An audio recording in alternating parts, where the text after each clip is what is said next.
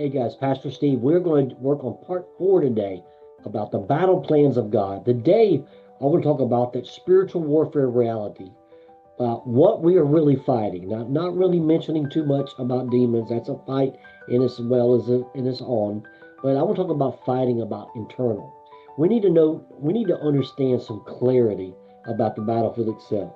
Because spiritual warfare is not just external, it's internal, it's relational and directional. Galatians 5:17 says the flesh and the spirit are contrary to one another.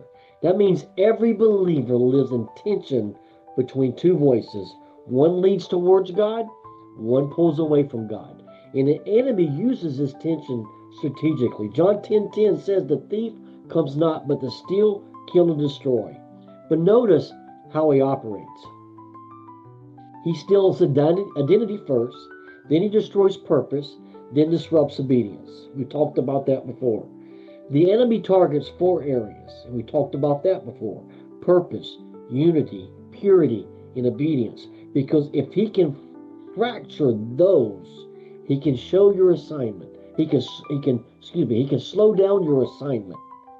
But here's the truth: God has already equipped you for warfare.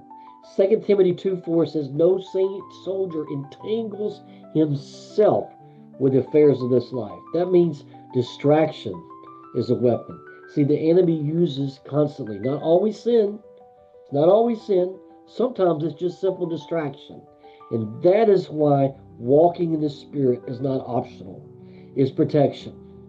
I saw someone recently in one of our programs, our women's home, and I just knew. I gave her a word of knowledge about distraction, and sure enough, distraction. It wasn't the first two a couple of months. It wasn't an issue, but soon that distraction became the fruit.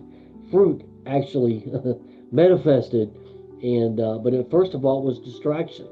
See, because when you are led by the Spirit, if we're led by the Spirit, we are not reacting, we are discerning.